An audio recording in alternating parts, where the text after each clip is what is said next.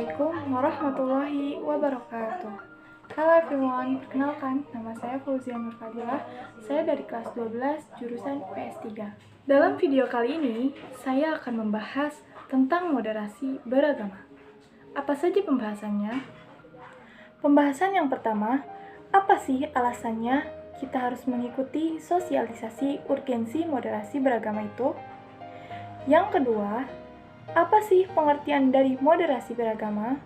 Dan yang ketiga, saya akan memberikan contoh implementasi moderasi beragama. Baik, di sini saya akan menjelaskan pembahasan yang pertama.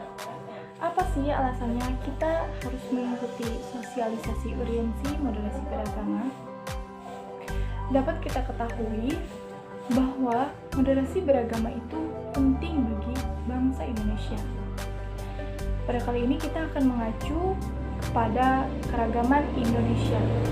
Kita tahu bahwa Indonesia itu terdapat bermacam-macam keragaman, mulai dari keragaman budaya, bahasa, adat istiadat, juga keragaman beragama. Keragaman beragama ini tentunya lebih sensitif, sehingga bisa menimbulkan hal-hal yang tidak diinginkan. Nah, seperti apa contohnya?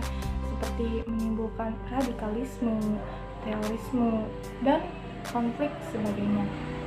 Maka dari itu, moderasi beragama ini merupakan suatu konsep untuk membangun sikap toleransi, menjadikan Indonesia sebagai negara yang hidup dalam kerukunan dan Nah, itulah pentingnya kita mengikuti sosialisasi urgensi moderasi beragama. Tujuannya tidak lain untuk mempersatukan perbedaan-perbedaan yang ada di negara Indonesia ini, supaya Indonesia hidup dalam kerukunan dan damai. Nah, pembahasan yang kedua, apa pengertian dari moderasi beragama? Moderasi diambil dari bahasa Yunani yang artinya tidak berlebihan. Maka dari kata itu, moderasi merupakan sebuah cara pandang, sikap, dan perilaku mengambil posisi di tengah-tengah, selalu bertindak adil dan tidak ekstrim dalam beragama. Moderasi beragama ini merupakan sikap beragama yang seimbang antara pengamalan agama kita sendiri dengan menerima perbedaan agama yang lain, sehingga dapat menjadikan suatu persatuan bangsa Indonesia. Nah, pada pembahasan yang ketiga, saya akan memberikan contoh dari implementasi moderasi beragama. Implementasi merupakan aspek aksiologi dalam moderasi beragama. Implementasi moderasi beragama juga bisa dibilang cara pandang atau sikap kita dalam menghadapi suatu perbedaan agama. Dalam implementasi ini, kita harus memiliki sikap toleransi antar umat beragama, baik yang sesama agama maupun berbeda agama. Nah, apa saja sih contoh dari implementasi moderasi beragama ini? Sebenarnya dengan kita berbuat baik kepada orang lain atau tetangga tanpa membedakan suku atau agamanya pun itu sudah termasuk ke dalam bentuk implementasi moderasi beragama.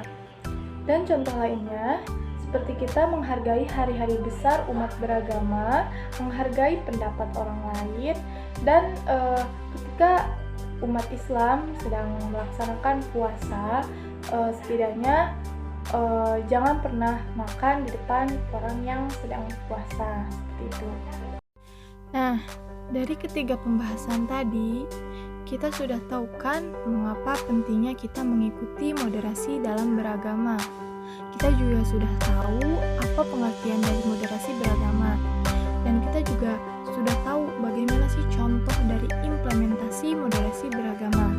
Maka dari itu, mari kita wujudkan Indonesia damai dengan cara mengikuti moderasi dalam beragama. Sekian dari saya. Wassalamualaikum warahmatullahi wabarakatuh.